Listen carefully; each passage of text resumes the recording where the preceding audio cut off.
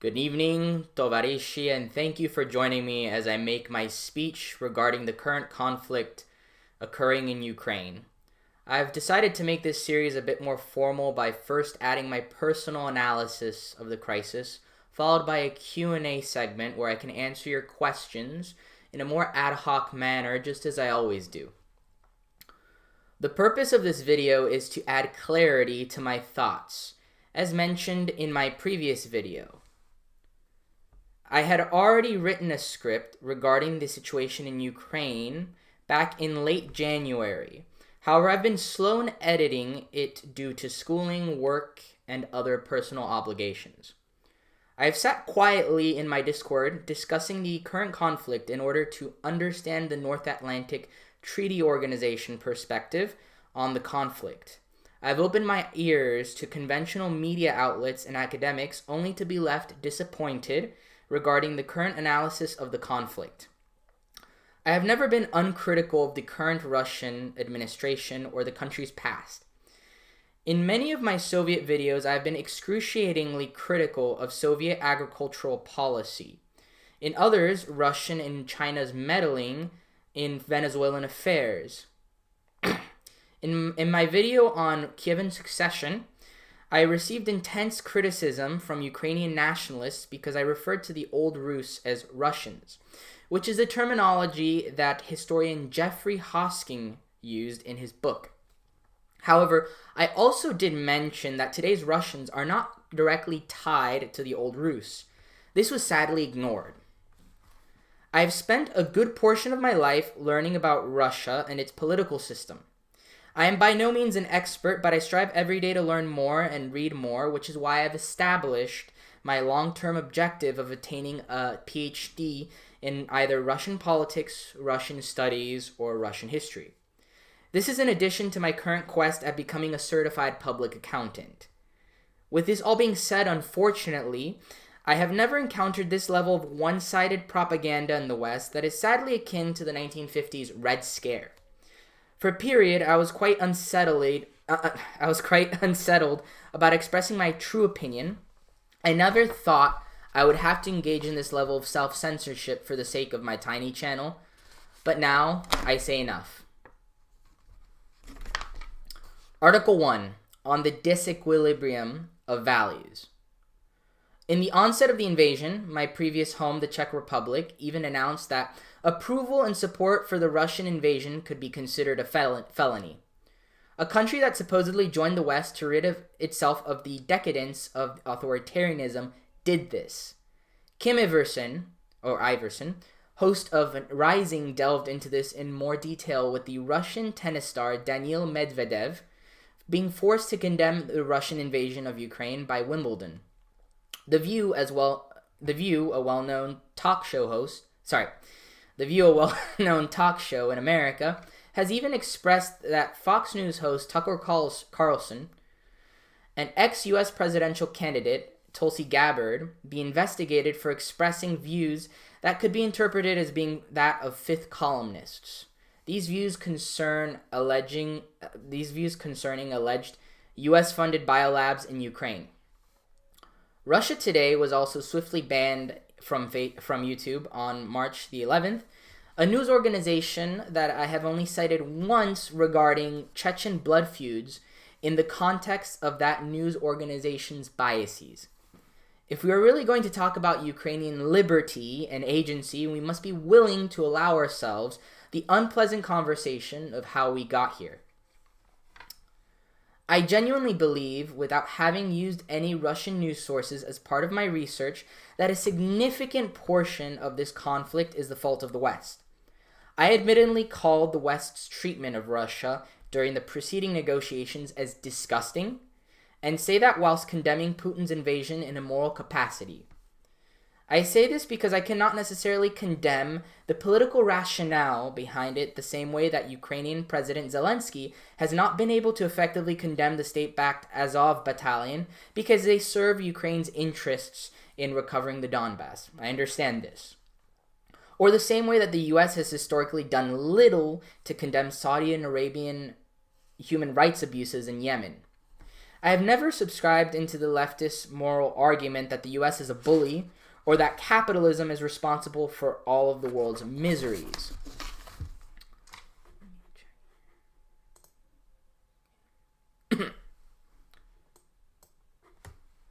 One of my first videos succinctly expresses this, where I explain the political philosophy of Thomas Hobbes. I consider myself a Hobbesian and a realist. It is just a coincidence that I received Professor John Mearsheimer's book, The Israel Lobby, a few years ago.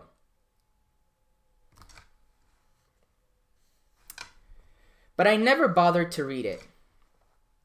Mearsheimer being the famed realist that predicted the Russian invasion of Ukraine years prior.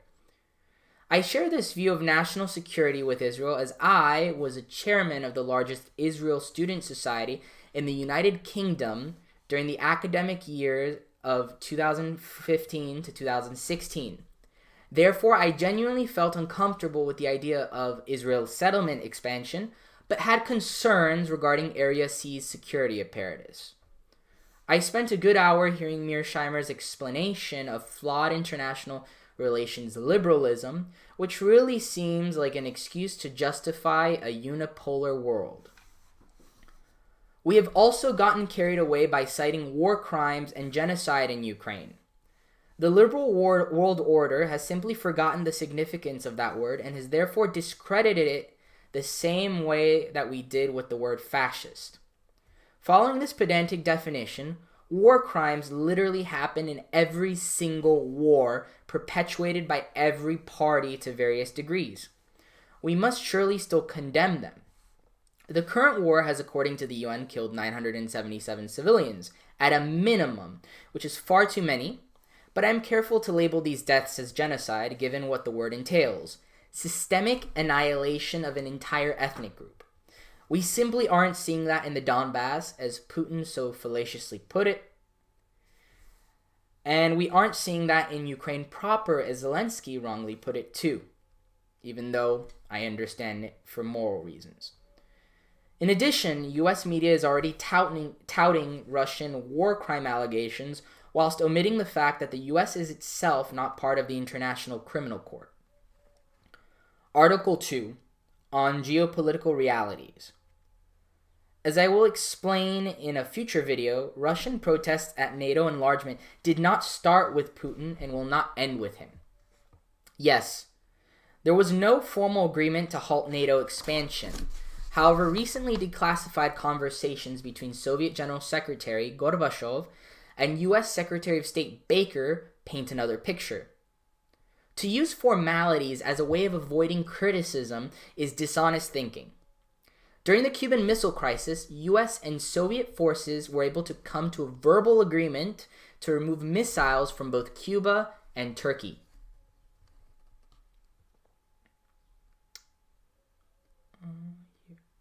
The U.S. literally sponsored the Bay of Pigs just a year prior because Cuba was a geopolitical threat, much like how Russia sponsored civil strife in the Donbass.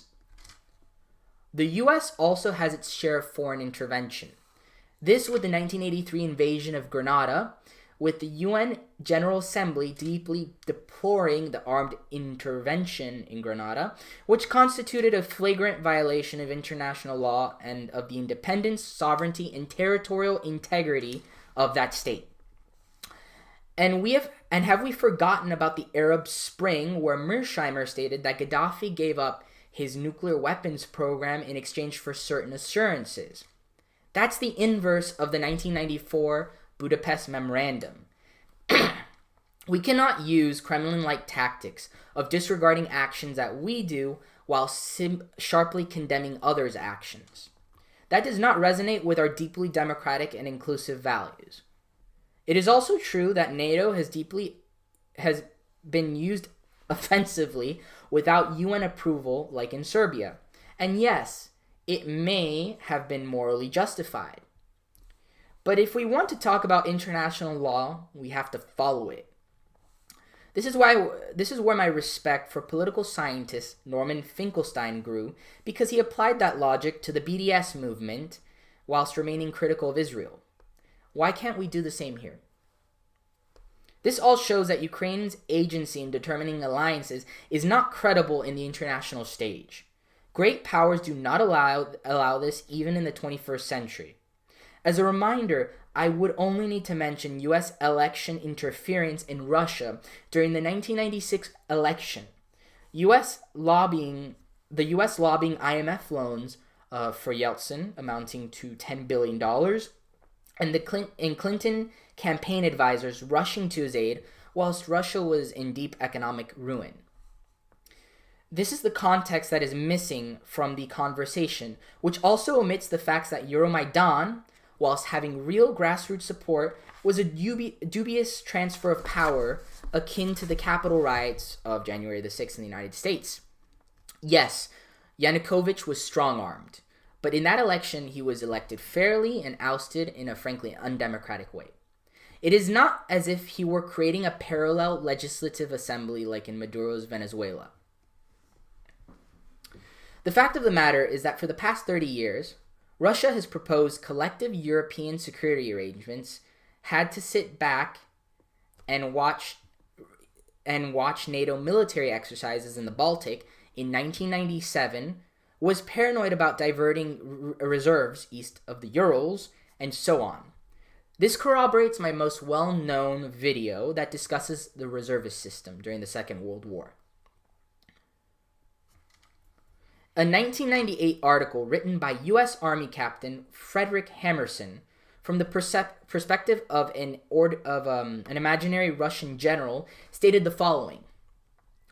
In fact, the U.S. Congress has gone so far as to forbid the U.S. military to reduce its strategic arsenal below the levels of the START 1 until we ratify the flawed provisions of START 2. Despite the American president's assurances that he would be willing to negotiate lower levels of nuclear weapons. I'm not pro-Putin. This flies in the face of certain commentators have made that NATO had been declining its military spending, co-opting the idea of European peace building. I personally think the introduction of certain former Warsaw Pact members into NATO was justified, but to push further and further toward Russia was just reckless posturing that was explicitly warned against by former U.S. Ambassador of the Soviet Union, John Matlock. An open letter to U.S. President Clinton was even given in 1997 by 50 former U.S. senators, cabinet secretaries, and ambassadors, as well as U.S. arms control and foreign policy specialists, stating that the current U.S.-led effort to expand NATO is a policy error of historic importance. Regarding the 2008 Bucharest summit, President George Bush's offering of NATO membership to Ukraine and Georgia, even in the face of French and German protestations, should not have rendered us surprised when Russia invaded Georgia just a few months later.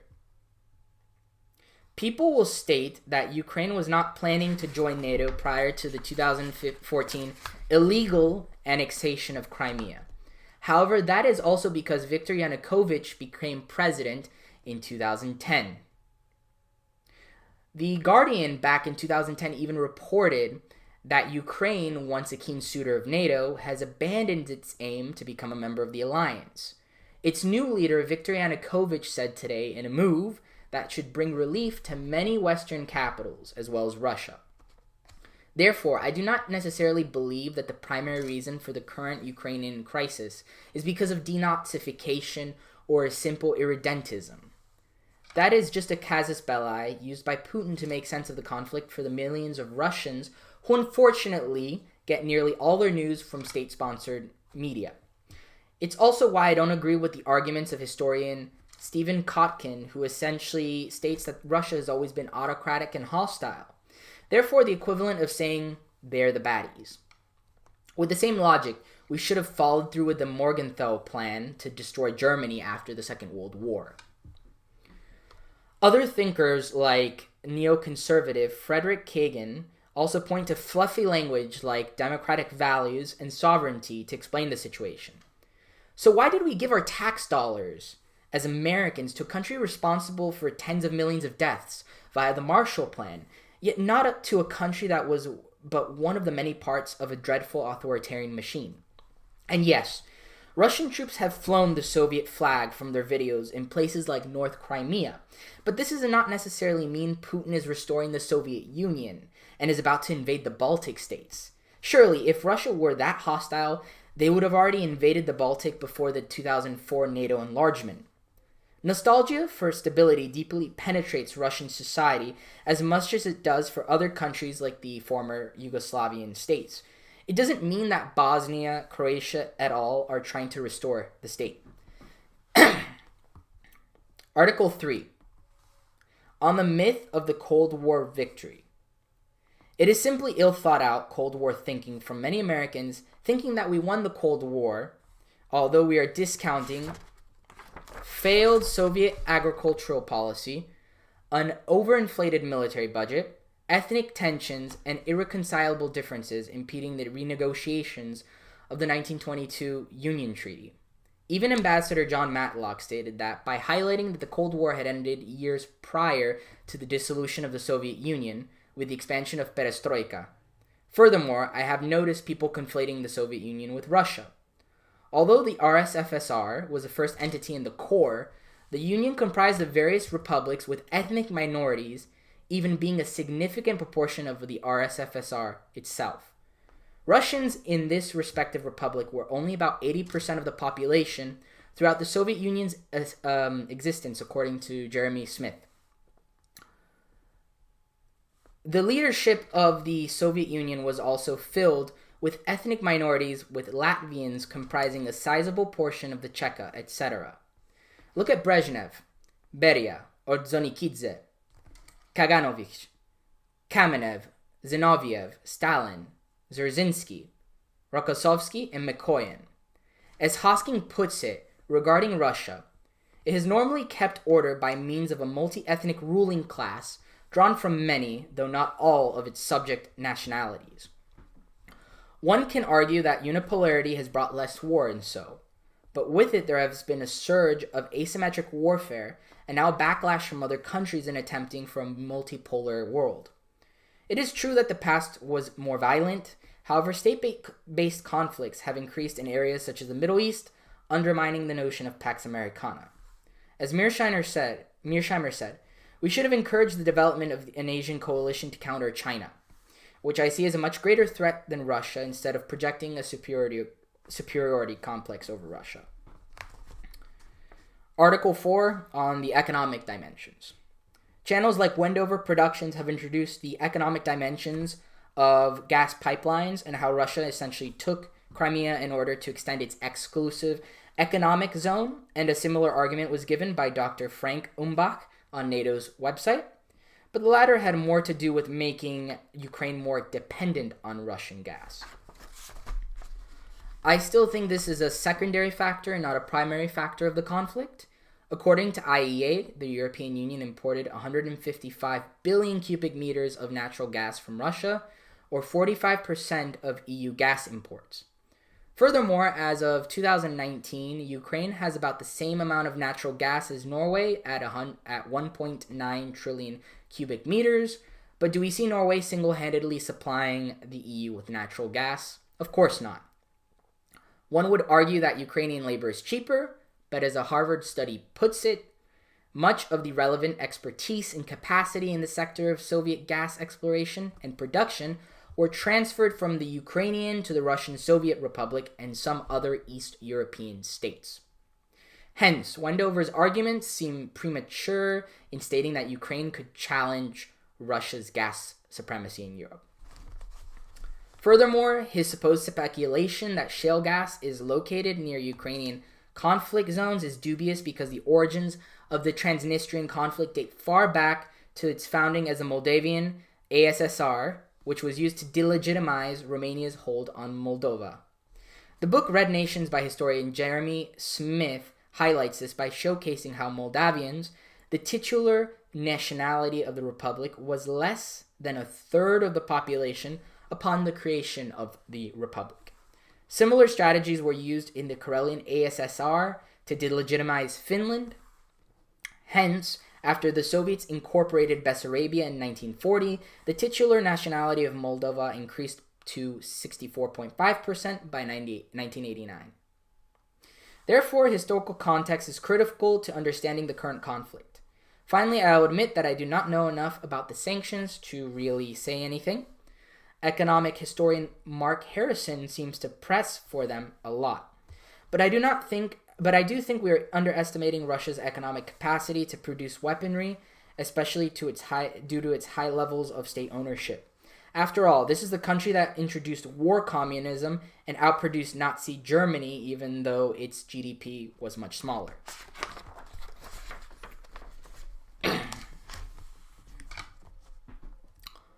Article 5 on Russia's military. I'm stupefied by the rush to judgment that I've been hearing since the first day of the war that Russia is losing, and that Ukraine has attained a kill-to-death ratio that would even make the most legendary generals in history blush. I understand why Ukraine's doing this for Ukrainians. They want to increase morale. But with instances like the now debunked Ghost of Kiev and Snake Island incident, I feel we are currently undergoing a sort of Mansteinization of war where Russian soldiers are rendered incompetent baboons. Of course, I am biased toward Russian military doctrine, but I simply do not see Russia losing this war. I even stated in my previous analysis that the Rasputista would bring problems and implied the inevitability of an operational pause. I did think Russians would advance further at a faster pace as attested by rates of advance from Operation Bagration, which was in fact fully motorized. However, it is true that the correlation of forces were simply not sufficiently skewed to bring such a quick, decisive victory for the Russians. However, war has not been as indiscriminate now as it has been in the past, even for the Russians, as was the case with Grozny. We will only know to a true extent Russia's failures in Ukraine after the fact. All else is speculation and risks reverting to Russian stereotypes that I have so vigorously combated. I cannot engage with this intellectually, knowing that the utter failure of West's democracy-building mission in Afghanistan. Suddenly, we can deflect the loss of military prestige onto another. And yes, it is true, it seems true that Russia has lost 5 generals in the war already, which is unheard of in the West, but this is a conventional war at a scale that has not been seen in decades, with both sides having similar technology, numbers, and level of support. Also, Russia works in a different, more statistical way than the West, seemingly disregarding casualty minimalization in exchange for correlative power. An example of media bias would be the Russian missile strike on a training base at Yavoriv in the west of Ukraine, which was housing foreign volunteers on March the 13th. 35 Ukrainian servicemen sadly lost their lives in the attack, which rattled foreign volunteers, many which subsequently left due to the indefinite natures of their contracts with the Ukrainian government and because of the reality that this was an actual war with contested airspace. I would also just like to say rest in peace to one of those soldiers. His name was Kirilo Vishivani. This last point was hardly mentioned in many news outlets. I have also seen comments comparing Russia's predicament like that of the Soviets during the Winter War. This is very bad history. The Soviets barely made a dent on the Finnish Mannerheim line in that period due to the incompetence of Voroshilov. He was then replaced by Timoshenko in January 1940, who then renewed the Soviet offensive and made healthy advances, thus forcing Finland to sue for peace. We simply have not gotten to the Voroshilov situation. Russia is currently capturing Mariupol, threatening Zaporizhia and Kryvyi Rih. Article 6 on Western propaganda. Propaganda in the West has gotten absurd, even though we are essentially saying that we are above that and that the Kremlin is a propaganda machine, which is true, by the way. I want to make that clear. Most people in the West don't really take Russia today to be an objective news source anyway. I never did, which is why I have never cited it except once within context. In regard to Russia Today's Twitter audience, a paper by Rice Krilly et al.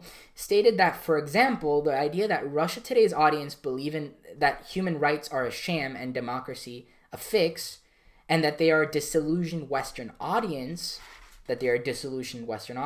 are only applicable to a very small but vocal minority. I have just seen reckless jingoism at this point, where one must put a Ukrainian flag on their profile picture, dump vodka into the streets in protest, and boycott anything to do with the word Russia. It is apparent to me that this seems like a proxy war building up, and I'm not ashamed to say it. I know a lot of Ukrainians, and they are good people.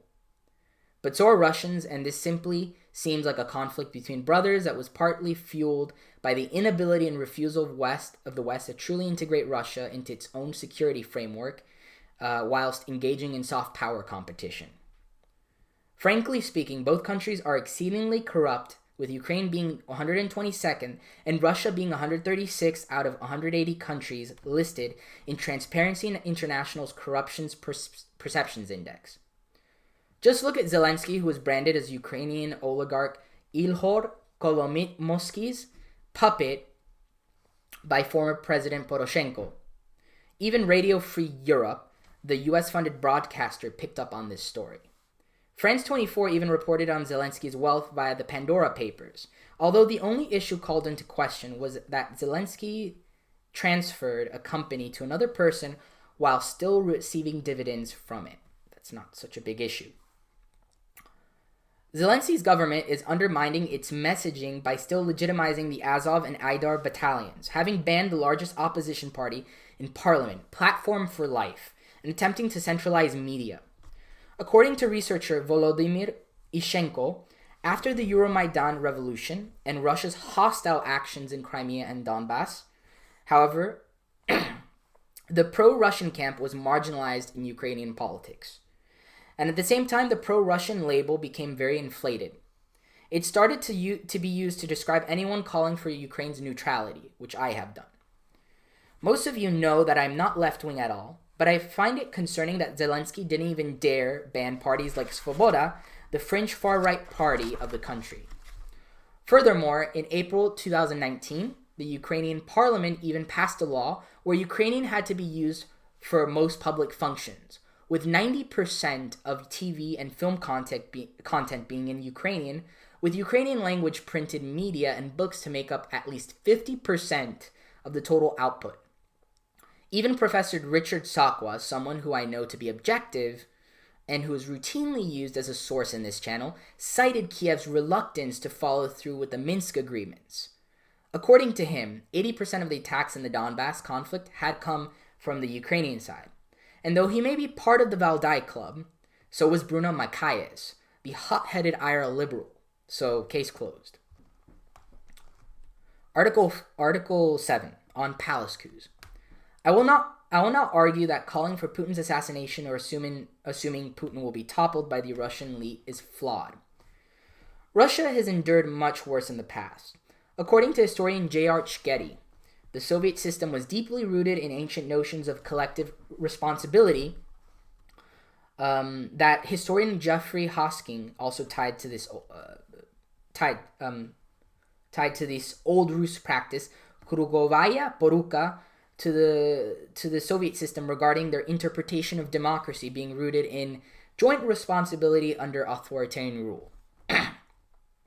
Patron client networks were established which were collectively targeted and persecuted during purges and whatnot. This is rooted in events such as Ivan the Terrible's Oprichnina in the 16th century. The way these groups were is still how the Russian political system works, with clans such as the State Security Forces, or Siloviki, such as with Minister of Defense Sergei Shoigu, and liberal reformers such as Medvedev. Thus, this complex arrangement is what will prevent Putin from being toppled. Article 8 on supposed denazification. A point of contention I have with Putin's casus belli regarding this invasion of Ukraine concerns supposed denazification. It is true that Ukraine has a deep-rooted problem with right-wing extremists, which played an albeit minor role in Euromaidan, but I'm more concerned with corruption than that, as it does not entail the plurality of the population. But as reported by The Hill, it sadly took the U.S. 4 years to finally pass a bill in 2018 to ban U.S. arms from going to neo-Nazi groups in Ukraine. That being said, Russia has also used the Wagner Group in places like Syria, which is ripe full of neo-Nazis. Article 9 on Ukrainian identity.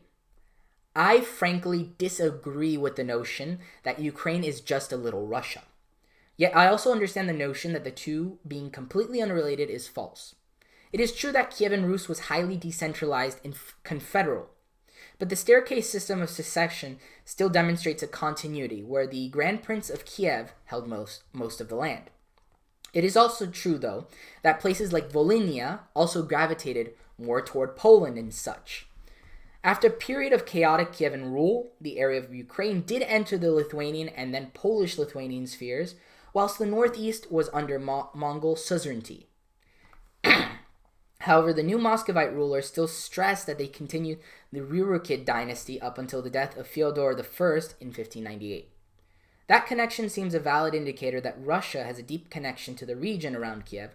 However, historians like Donald Ostrowski stress that the Ryukid dynasty didn't really exist.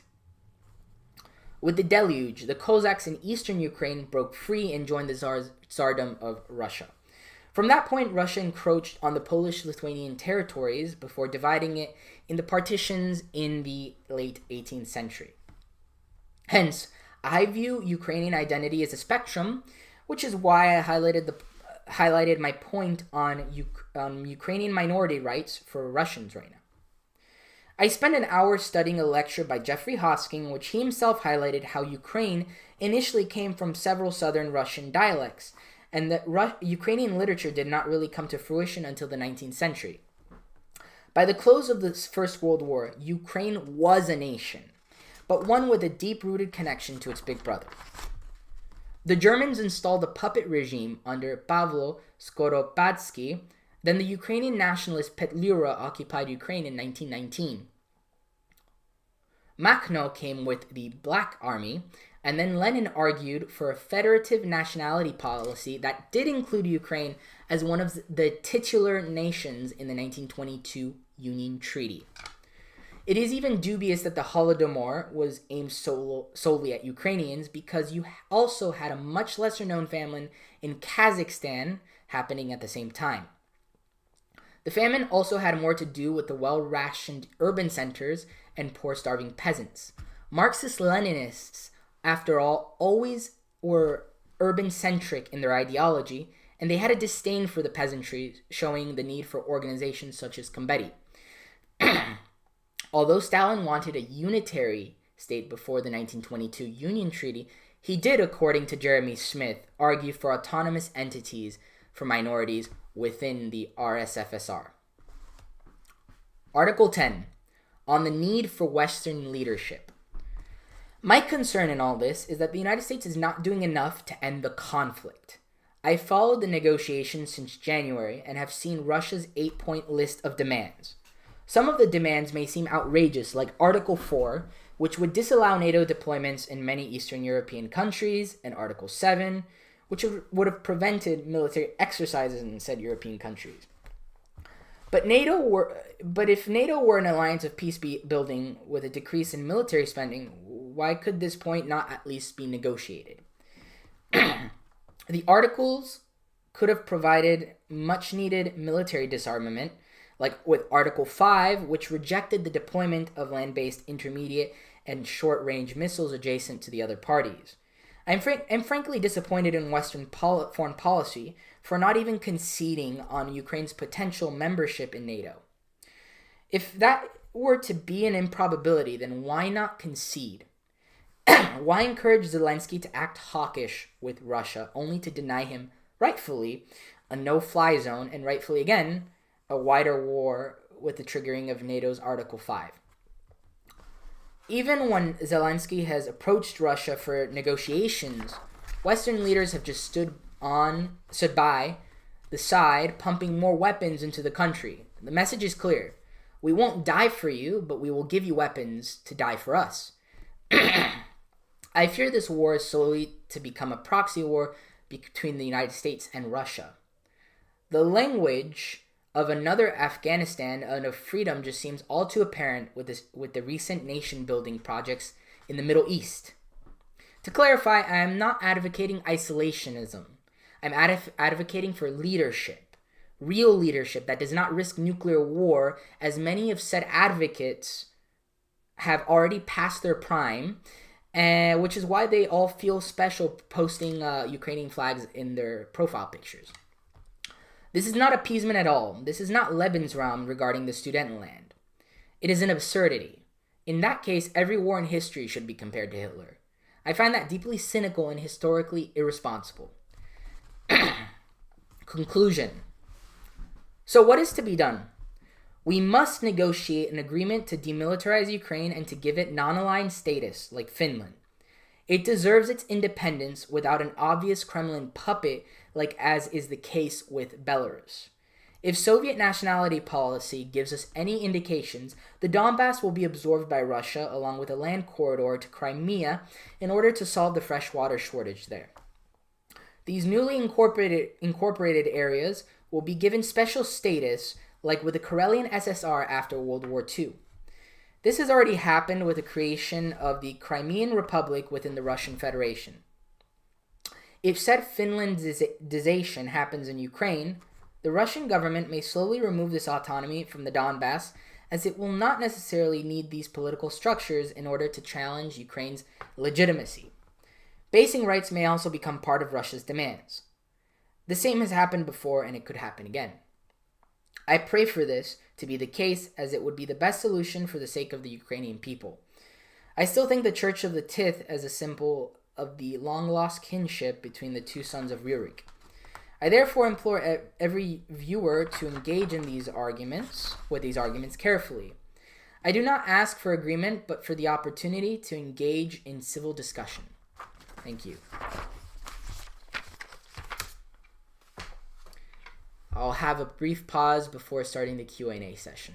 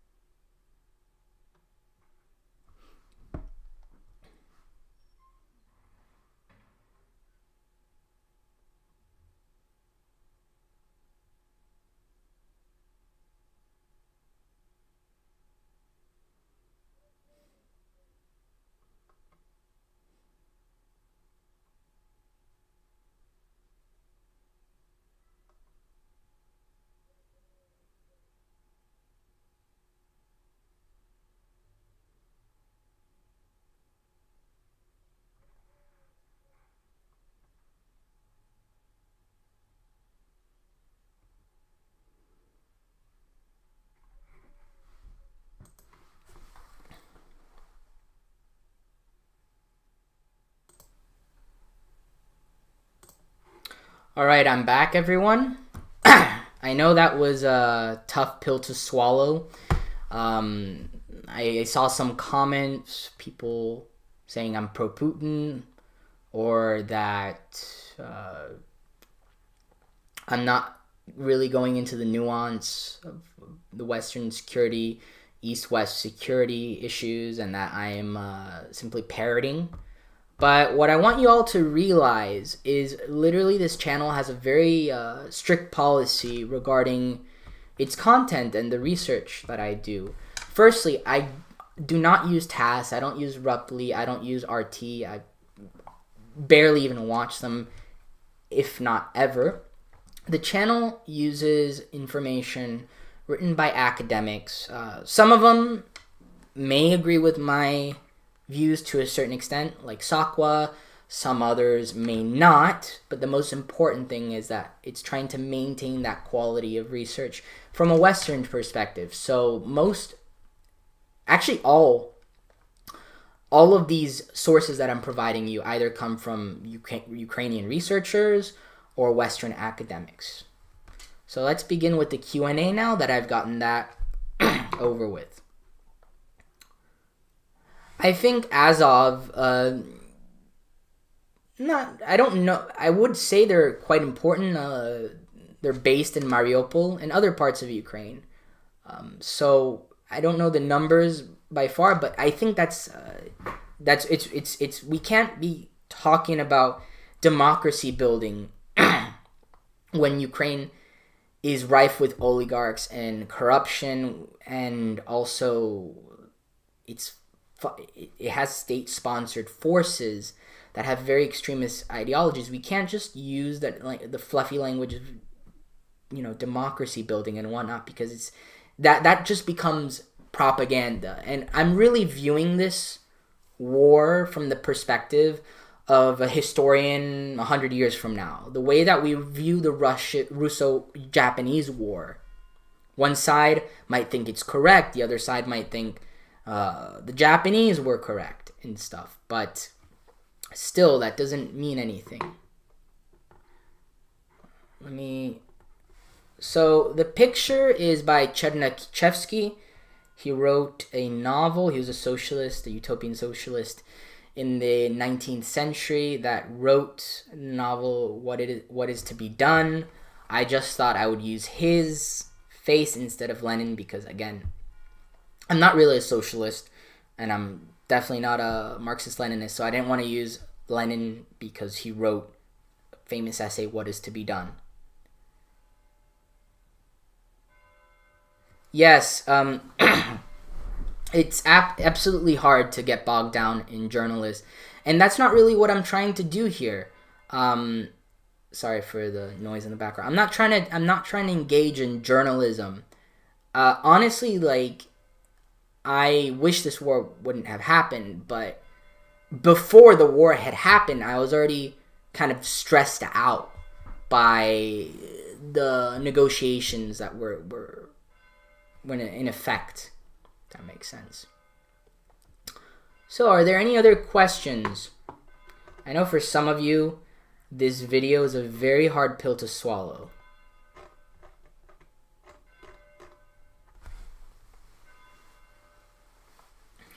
And I understand some people may unsubscribe.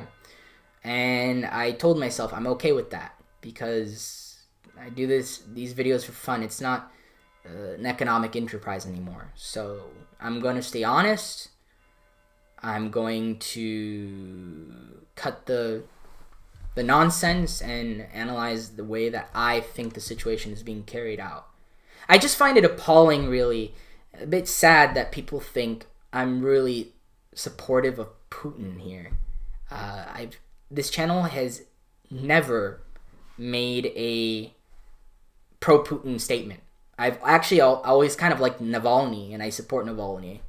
But I'm analyzing this historically speaking, and I think people are just being too emotional. And in a way, people are kind of falling into the trap of misinformation. For example, a researcher from the University of Uppsala in Sweden who specializes in conflicts even said both sides are engaged in disinformation. The Ukrainian side and the Russian side. So I'm trying to break through those barriers and give an honest opinion. Now, it so happens that it sounds pro-Russian because I'm talking a lot about the security arrangements, but that doesn't mean I'm obviously pro-Putin. That's why in the end of my speech, I encouraged negotiations.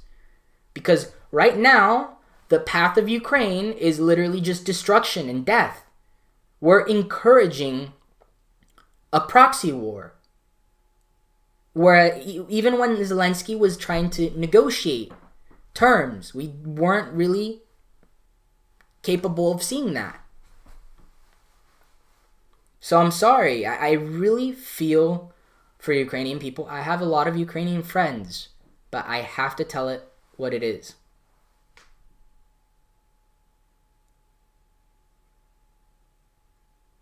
Thank you, Social Minds. I really appreciate that. Like I said, I'm not communist. I don't like communism. I don't like Marxist-Leninism. But I've developed a much more nuanced approach to analyzing the Soviet Union. Why? Because I've read a lot more. Like, look, guys, I'm telling you, no Putin propaganda. This is my library. Let me show you. Hey, Story. I'll answer your question. Oh, you're here. Hey, man, what's up? I haven't seen you in a while. This is my library. These are my sources. Ignore all that. You see, that's... These are the sources that I use. I have another one over there. For my research.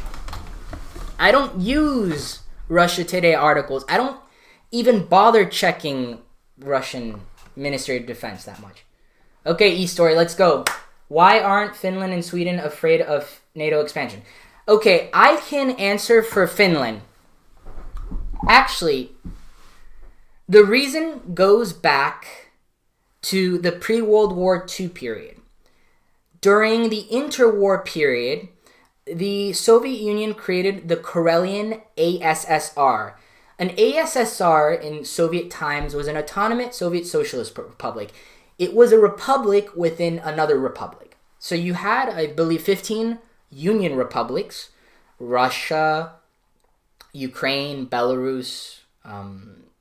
At that time, it was Transcaucasia, but Georgia, Azerbaijan, Kazakhstan. So these were Soviet Socialist republics. These were kind of like the equivalent of states in the United States. And within these republics, you had autonomous Soviet Socialist republics, which were usually for national minorities, like Karelians and Tatars and Bashkirs and whatnot. So they had more autonomy. In the interwar period, Karelia was an ASSR within Russia. And the strategy of the Soviets at the time was to create political entities next to their neighbors that they didn't like in order to challenge their legitimacy. They're examples of cross-border disputes and skirmishes actually in the 1920s. I can't remember the names. So the Karelian ASSR was a way of setting up a political structure to challenge Finland, because Finland obviously was let go by Vladimir Lenin during the Russian Civil War. He just let it do its own thing. Come 1940,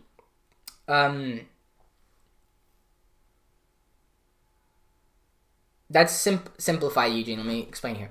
In 1940, Stalin demanded leasing rights, I believe, in, I think, Porkala or Hanko, one of those. He demanded leasing rights, as well as he demanded certain territory on the Karelian Isthmus. But in exchange, not many people know this, Stalin actually offered undeveloped land in Porojarvi, which is in north of the Karelian Isthmus. The Finns mainly rejected this because they didn't want to give the Soviets basing rights in Finland, so they went to war for that. They didn't really, according to the historians I've read, they didn't really voice concerns with the actual territorial exchanges.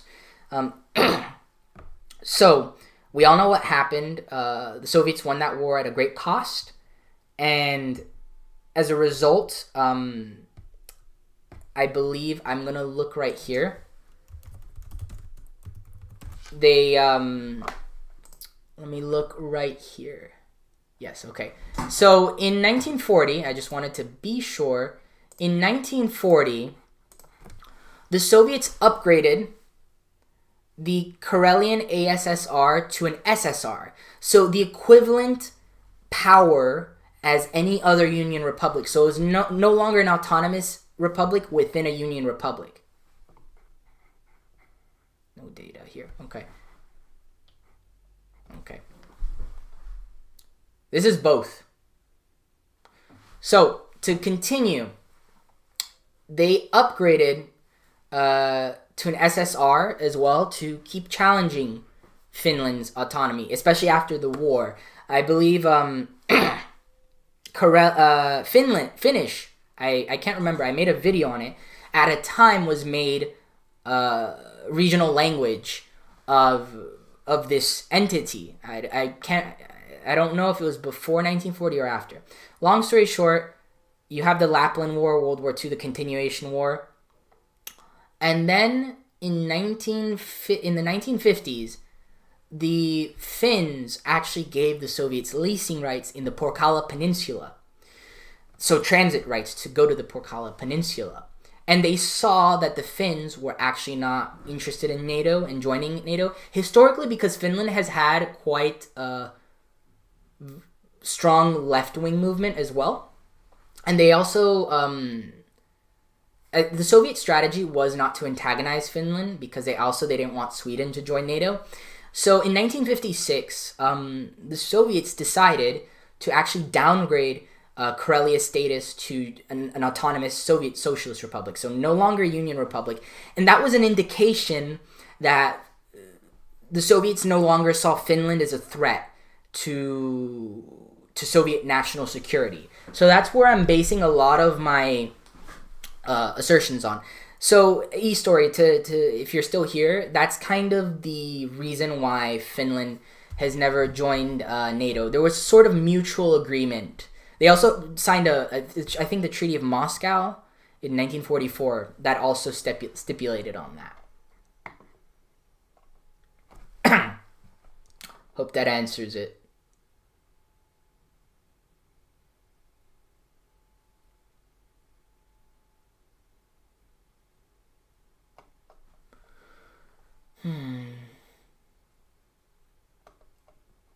Let me read the comments now. The EU and NATO are parallel institutions, but I don't see them as being entirely the same. Yeah, how are you doing, E-Story? It's because of you that my videos take long, because I am so slow at using Blender. Just for context, everyone, I've known this guy since he had 200 subscribers. I think I was your like 250th, and you were like my 250. You were like my 200th subscriber as well. So it's quite funny. Any other questions?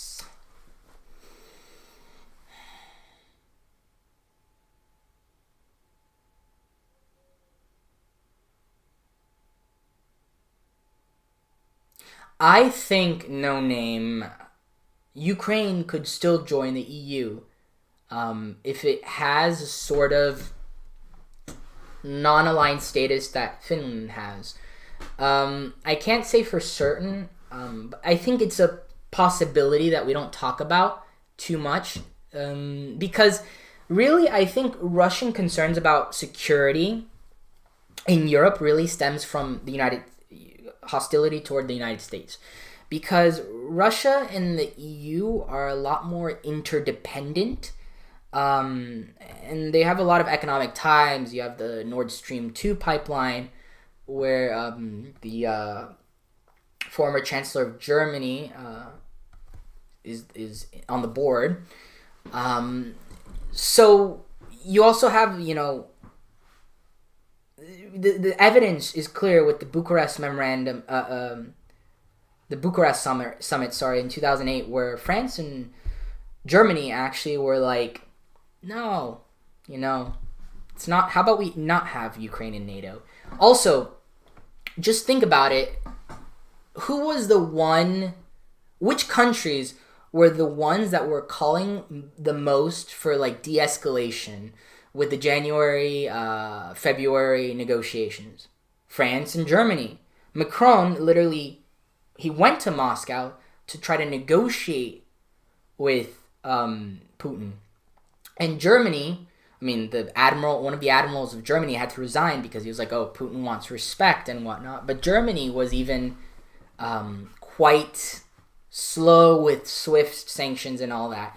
So really, that demonstrates that there's potential for a mutual relation there. But what's kind of impeding it is, sadly, the United States. And I feel really shocked. People don't understand that, like, I'm very pro-NATO. I'm very patriotic about the United States. I don't buy into the, Chomsky arguments of the United States and whatnot. But in this issue, I'm particularly sensitive to it because I've taken the time to read a lot of the literature. Well, Raphael, Russia did try to join NATO, supposedly, with the Soviet Union in the 1950s. But that was disingenuous. But the problem is, can you hear me now? Hello?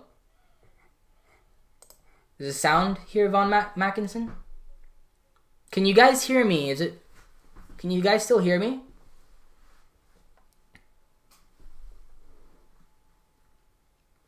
Just want to be sure. Can you guys hear me, or is my mic not working? Okay, you can hear. Fantastic. Okay, so that time where Soviets wanted to join NATO in the 1950s was disingenuous. That was just, I don't buy that at all. I didn't even know about it until recently, to be fair. The 1990s, though, was a different story. I read the declassified, not everything, but I've read a lot of the declassified documents between Gorbachev and Secretary of State Baker, and really Gorbachev was concerned about correlation of forces and the balance of power tipping in Europe. He really thought that. And he was proposing a collective security arrangement. Some people say under the Organization for OSCE, I believe it's called. So you could see his concern. And Baker did say in those conversations, we're not going to take advantage of the vacuum, pretty much, power in Eastern Europe, which they did, sadly. if that makes sense. So, really, as well, in addition to that, those documents, I mean, he talks about that. There's also, like, it's implied that NATO was going to take a more political role in the future, and there was going to be, like, a new order. But that's not happened. So I think a lot of Gorbachev's concerns, sadly, came to fruition. And another thing that I'll point out is that in the conversations, Gorbachev's like, okay, we don't want Germany to join NATO because the correlation of forces are going to be tipped to the West's favor. And Baker's like, yes, but Germany wants to join NATO. And Gorbachev's like, fair enough. But hypothetically, what if Germany wanted to join the Warsaw Pact? And Baker literally says, and then he tells Baker, how would you feel, Baker? Baker responds by saying, well, we'd have to abide by the Helsinki Accords of 1976, I believe. We have to allow Germany agency, but of course we would not be happy with it. So it's a really kind of funny way that Baker responded. He's obviously kind of disregarding Gorbachev's security concerns, but in a hypothetical where Germany were to join the Warsaw Pact, he was like, yeah, we'll respect the Helsinki Accords, but we're not really okay with that Cuban Missile Crisis,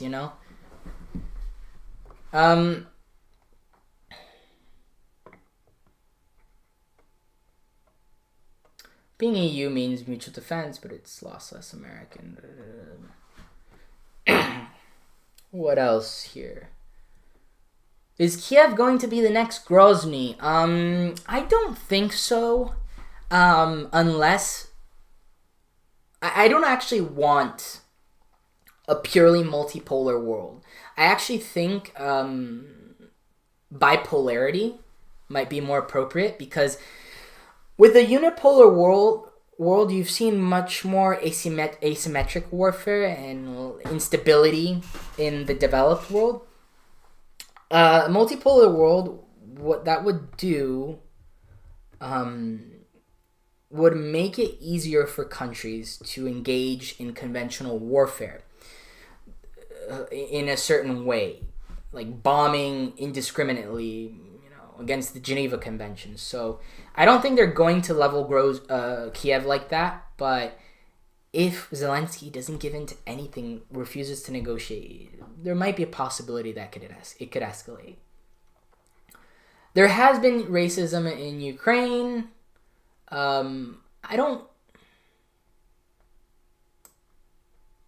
Yes, the media bias on Ukraine really kind of shocked me. I always thought media would be a bit more subtle. Like, these are the same people that cancel people for using wrong pronouns and all that jazz. But there was literally a guy saying that, this is a civilized country, and I would frame it as, oh, this is a country that has been relatively peaceful for the past few decades, whereas Middle East, we have more of an expectation for war. That's a different analysis. But saying that, like, Ukraine's civilized, and then another reporter said that, like, oh, they're blonde-haired, blue-eyed people, just like me, dying. It's very weird.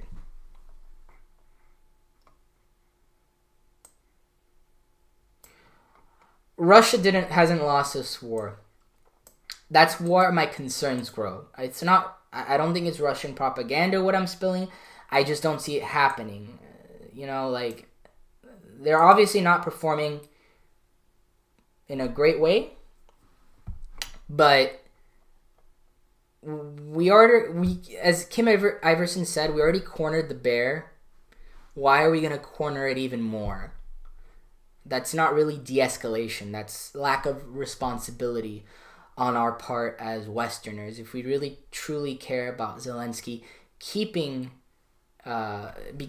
maintaining his presidency, if we really care about Ukrainians and not for them not to endure suffering under Russian occupation, we do need to negotiate. We do need to come to a resolve, because you can call Putin Hitler, you can invoke the Sudetenland, Nazi Germany, but the fact of the matter is Russia has nukes.